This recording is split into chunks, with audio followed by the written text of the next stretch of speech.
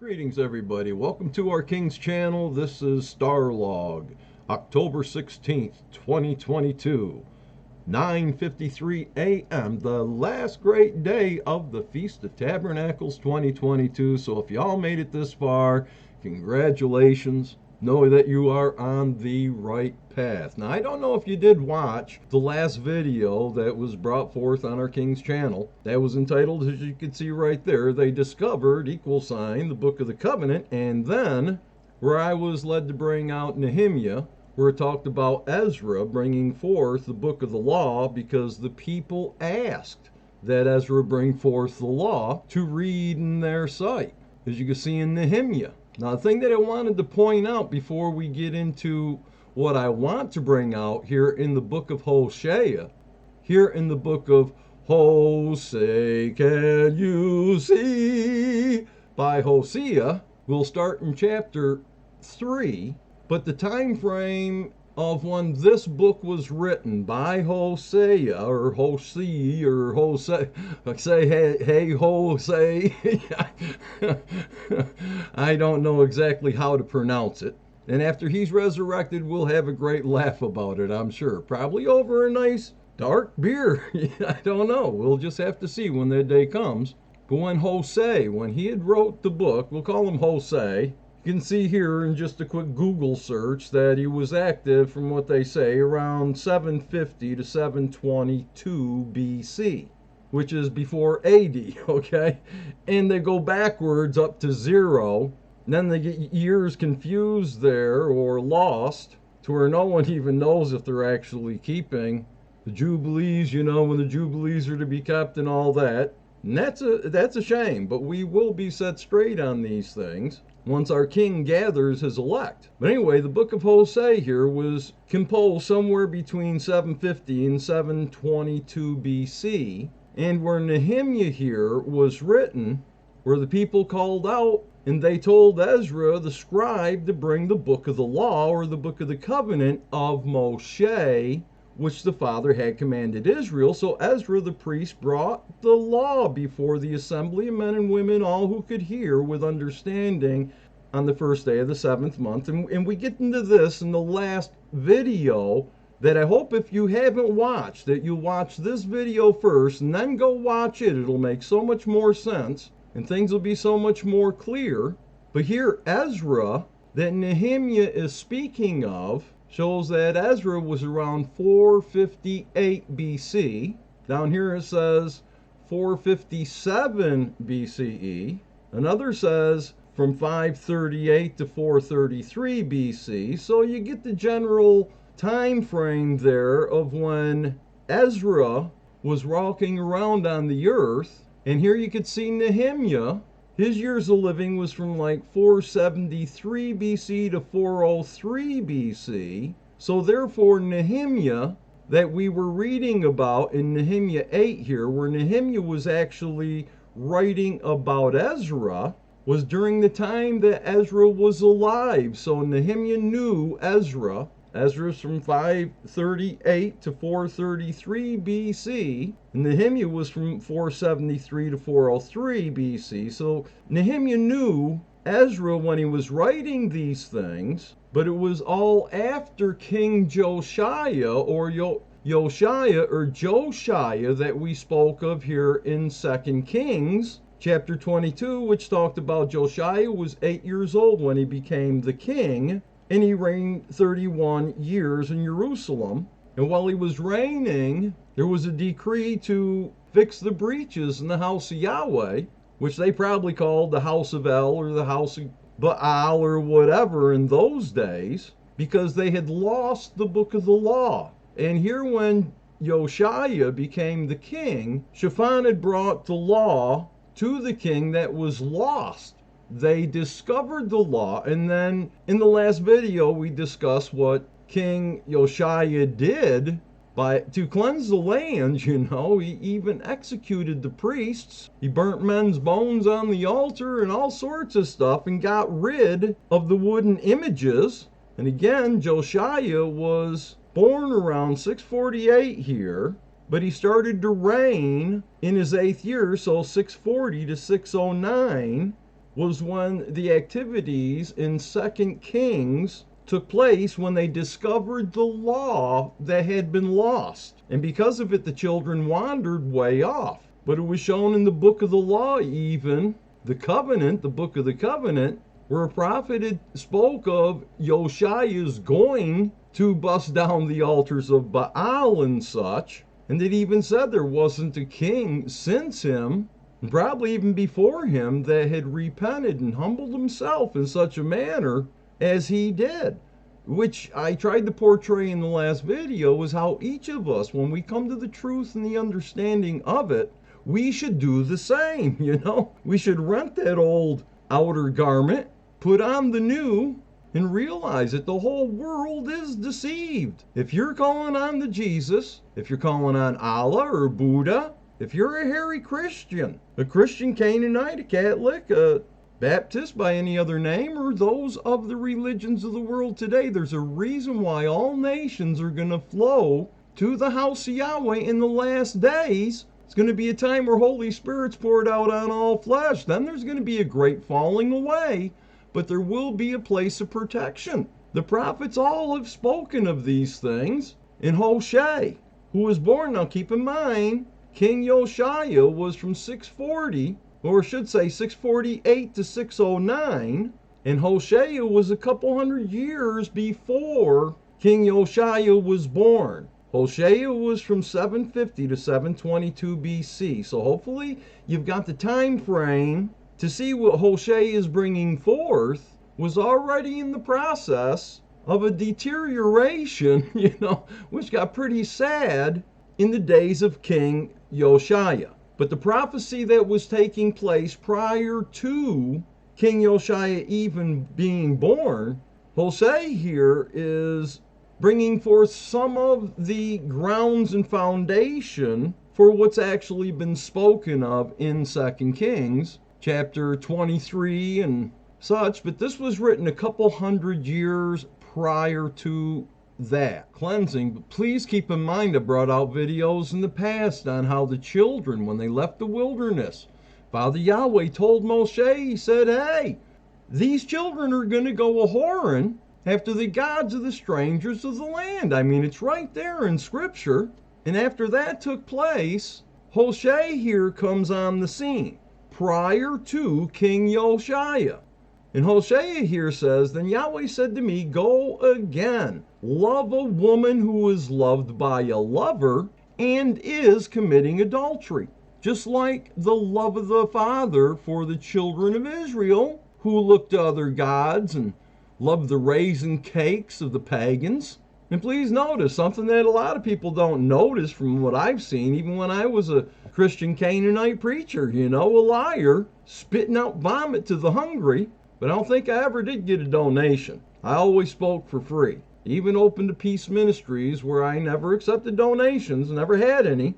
And I helped a lot of street people get back out on the street, but I was preaching the Lord and preaching in other places and such. And when I laid hands on people, they was healed, you know. But shortly after that, their diseases came back with a vengeance. I told them, go sin no more, but nobody knew what sin was. I didn't even know what sin was. I was a Christian Canaanite preacher, a lying one, as all of them do. But anyway, here in Hosea chapter 1, it's self-explanatory once you realize, and I feel sorry for the guy, because here it's got the subtitle there, you know, the family of Hosea. And it says here in Hosea 1 verse 2, when Yahweh began to speak by Hosea, Yahweh said to Hosea, go take yourself a wife of harlotry and children of harlotry, for the land has committed great harlotry by departing from Yahweh. So he went and took Homer, the daughter of Diblam, and she conceived and bore him a son. And you can read the rest of these verses as the things that were being prophesied to come. But what I wanted to show here was starting out in Hosea chapter 3 verse 1. Then Yahweh said to me, still speaking to Hosea here, go again. Poor guy, man. Go again, love a woman who is loved by a lover and is committing adultery, just like the love of Yahweh for the children of Israel, who look to other gods and love the raisin cakes of the pagans, baking cakes to the Queen of Heaven, Satan the devil, her and her minions. If you're doing jingle bells and everything, that's who you're worshiping. You're not worshiping Father Yahweh nor Yahshua. Hosea 3 verse 2. So I bought her. Okay, so Hosea, I know this really sounds pretty harsh for the young ladies out there. If there's any watching the old man here bring forth truths from the scriptures. But here Hosea buys this woman, this here adulterous woman. So she had a husband, so she must have been a slave for him to buy someone who was committing adultery, unless of course she had gotten a divorce but was still owned by some other man. But it says here, so I bought her for myself for 15 shekels of silver and 1.5 homers of barley. I mean, that's pretty cheap for a prostitute, on even probably today's. I don't know. I haven't never had one. I do confess, though, when I was in Germany, I used to go with my friends to the red light district, but I never touched them. I talked to them all the time and asked them things like, what would you do if you didn't have this lifestyle? What is it you're trying to achieve? And a lot of times we got into scriptures that they didn't even know about, So that's what I was doing in Germany. Well, those that I thought were my friends, because I didn't know what friends was back then, bringing me into the pits of hell. I almost got a tattoo once, but the guy wouldn't give it to me because I was just too drunk. That was in Germany as well. Anyway, Hosea buys this woman for 15 shekels of silver and 1.5 omers of barley.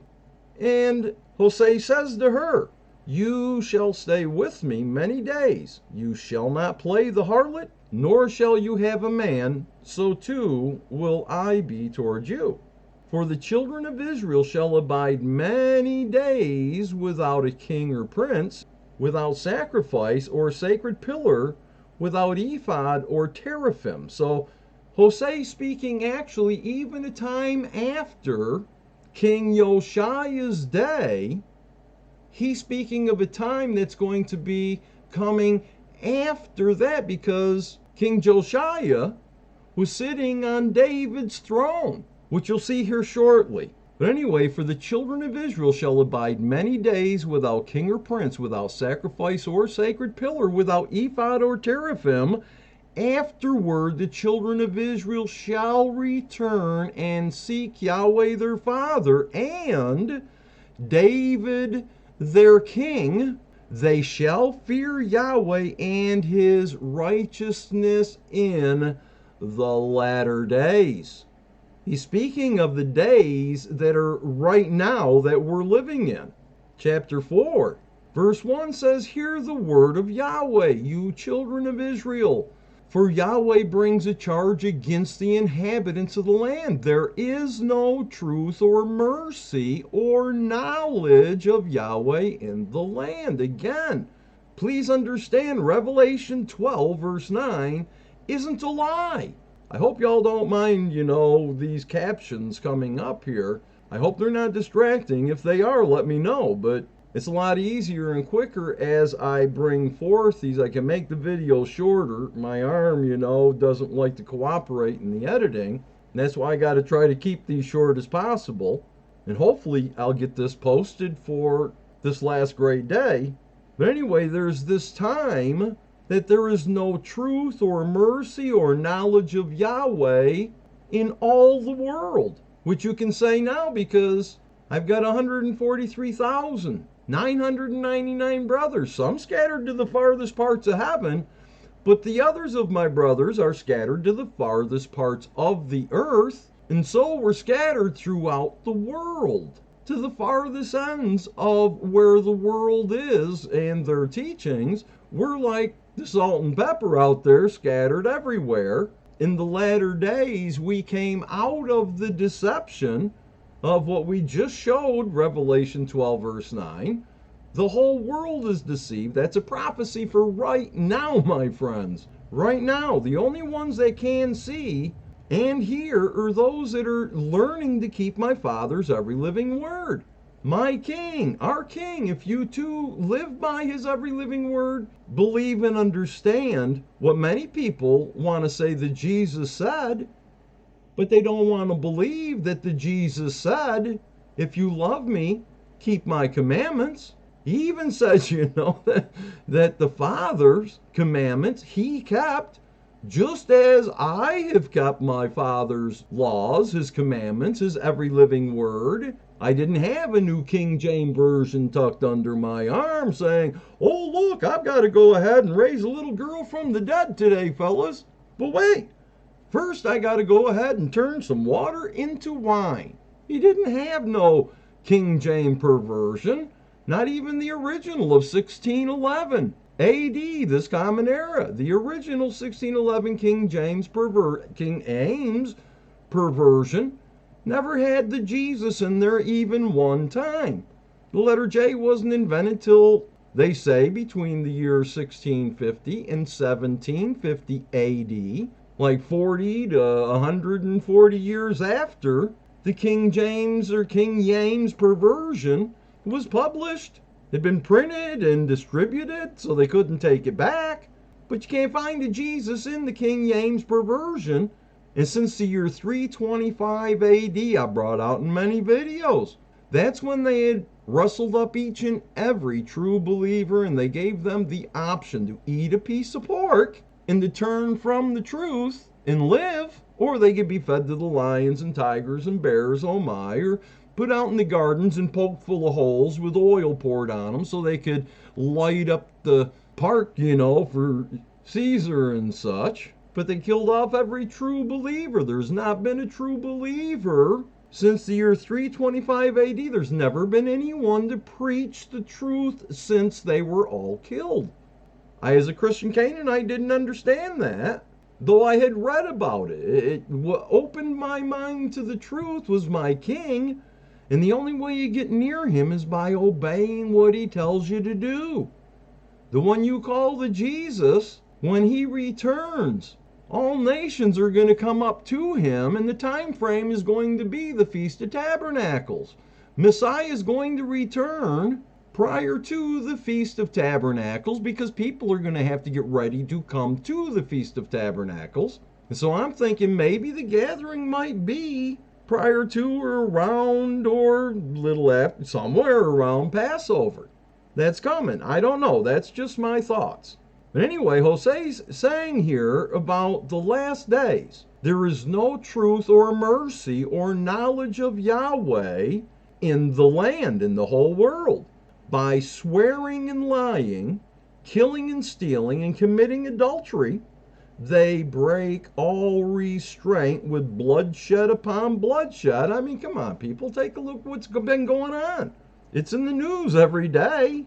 Therefore, the land will mourn, and everyone who dwells there will waste away with the beasts of the field and the birds of the air. Even the fish of the sea will be taken away. He's speaking of the times to come, my friends. It's going to get really bad. And he says, now let no man contend or rebuke another, for your people are like those who contend with the priest. And I'm not exactly certain what he's speaking of there, but I know in verse 5 he says, therefore you shall stumble in the day. The prophet also shall stumble with you in the night, and I will destroy your mother. Now this is a verse that most everybody can quote you. As to where it's located, a lot less could tell you. I probably wouldn't have been able to quote it where it was today had I not looked it up. But it says, my people are destroyed for a lack of knowledge. That's right. When I point out things like in the King James perversion of 1611, the original King James perversion, not a single time was a Jesus in there. Well, Christian Canaanites want to just deny those facts and say, well, it's got to be the Jesus because it's written in the King James perversion now, and every other version too. Well, think about it, my friends. My King Yahshua was so merciful that he allowed Satan to remove my king's name and put in this new God's name there, because when you're sitting at your Christian Canaanite or other religious table getting ready to chomp down on some camel You know, if you're some of those from Islam that chomp down on camel, or you're a Christian Canaanite, consisting of the Catholics and Baptists and Protestants and Holy Rollers and whatever demon nation you want to say you're of, and you want to stay in that name, you know, when there's only one name given under heaven for men to acquire salvation, and that name is Yahweh. And it's also Yahshua or Yeshua or Yehoshua, which means Yahweh is salvation. You can't call on the Father without calling on the Son, nor can you call on the Son without calling on the Father at the same time. They are two separate beings, but they are at one. Same thing as with the disciples. They're all with them at one, as me and my other 143,999 brothers are at one with our King, and all the children of the earth, as Enoch called them, are at one with our King and at one with our Father as well. But my father had Hosea write this before King Josiah was born.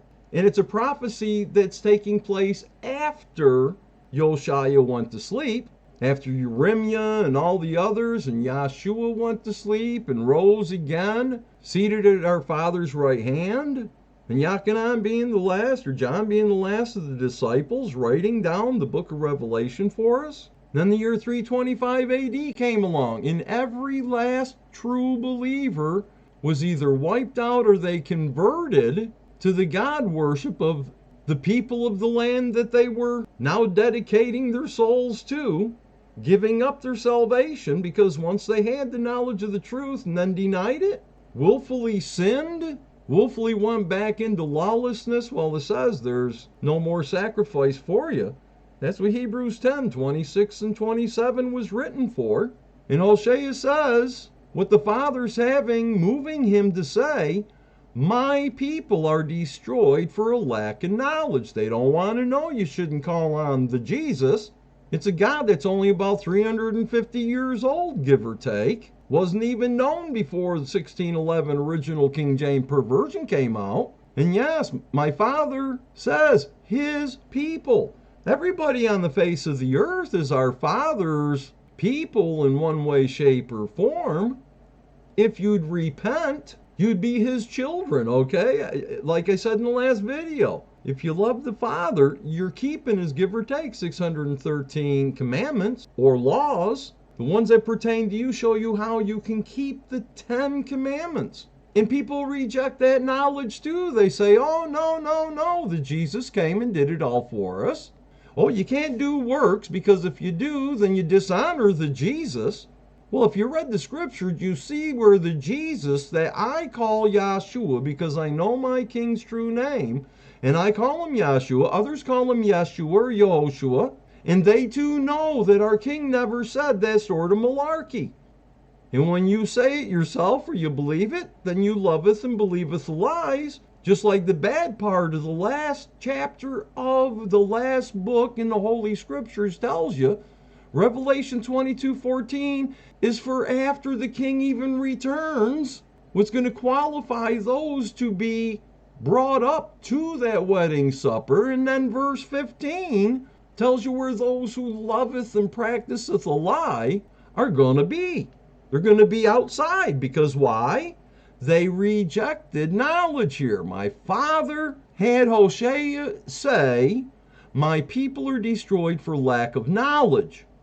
Because you have rejected the truth, you rejected knowledge, I also will reject you from being priest for me. Doesn't mean that you can't be forgiven. And excuse me, hold on. What was that? Oh, I'm sorry. I just listened to my staff, and it says that this is part of end 1. And it says this is the end of part 1. Please come back soon to see part 2, and probably 3 and 4 as well. We'll try to keep it short snippets. Don't forget to share and let everyone know that they should come and see what our King has in store for his counsel for all that are seeking on his channel today. I love you all. You'll be in my prayers always. Bye.